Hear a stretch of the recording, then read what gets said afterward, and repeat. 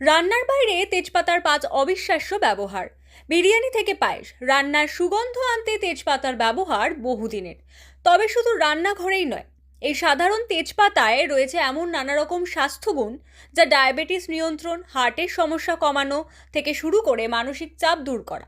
তেজপাতা পোড়ানোর ঘ্রাণ মনকে শান্ত করতে সাহায্য করে, তাই ঘরোয়া চিকিৎসায় ও দৈনন্দিন ব্যবহারেও তেজপাতা দারুণ কার্যকর।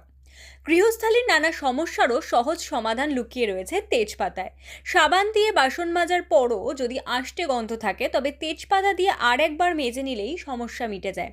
ব্যবসা গন্ধ দূর করতে গোলাপের শুকনো পাতা, দারচিনি, লবঙ্গের সঙ্গে পুরনো তেজপাতা মিশিয়ে পটপৌরি বানালে ঘরে ছড়িয়ে পড়ে প্রাকৃতিক সুগন্ধ।